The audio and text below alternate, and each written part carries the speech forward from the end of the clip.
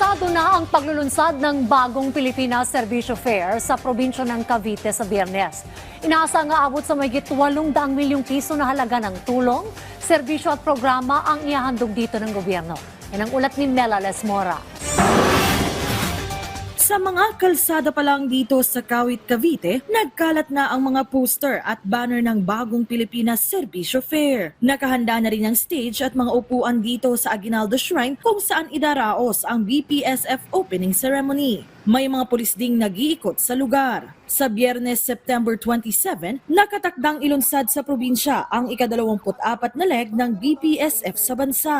Sa ngalan ni Pangulong Ferdinand R. Marcos Jr., pangungunahan ni House Speaker Martin Romualdez ang seremonya. Ayon sa BPSF National Secretariat, kasado na ang mga kailangan para sa pagtitipon.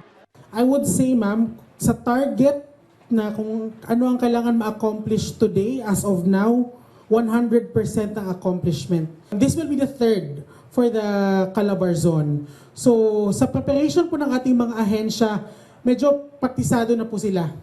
Kabilang sa mga local host ng BPSF Cavite, sina Cavite 2nd District Representative Lani Revilla, Cavite 1st District Representative Jolo Revilla at Agimat Party List Representative Brian Revilla. Anila inaasahang aabot sa 100,000 beneficiaries ang makikinabang sa higit 824 million pesos na kabuang halaga ng tulong, serbisyo at programa na ihahandog sa 2-day BPSF Caravan sa lalawigan. For example, sa DFA, opo, magkakaroon po ng free passport on wheels dito po sa Aguinaldo Elementary School. First come, first serve lamang po ito. Kung hindi man po kayo mapasok dun sa slot para po sa passport on wheels, madami pa pong ahensya na nagbibigay tulong at pwedeng magbigay ng serbisyo para sa ating mamamayan. At hindi lamang po yun, meron din pong Lab for All. May Lab for All din po tayo dito galing po sa DOH sa pamumuno po ng ating First Lady Liza Araneta Marcos.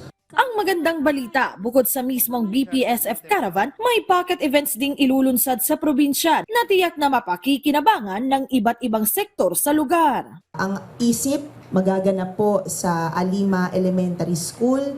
Ang card naman magaganap sa Imus City Grandstand. Ito yung Cash Assistance and Rice Distribution Program.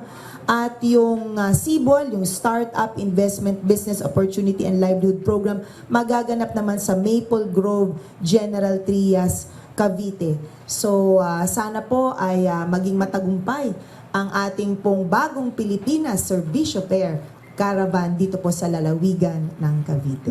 Paalala ng mga organizer sa mga Caviteño, mag-register na para makalahok sa one-stop shop caravan na ito. Pero tatanggapin din naman ang mga walk-in participants. Para sa mga local hosts, malaking tulong ang pagdating ng BPSF Caravan sa probinsya, kaya't sana'y masulit ito ng mga residente.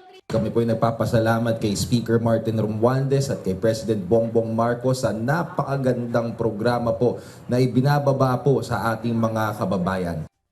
Sa mga susunod na araw at buwan, inaasahang magpapatuloy pa ang pag-ikot ng BPSF Caravan sa iba pang panig ng bansa. Mela Lesmora para sa Pambansang TV sa Bagong Pilipinas.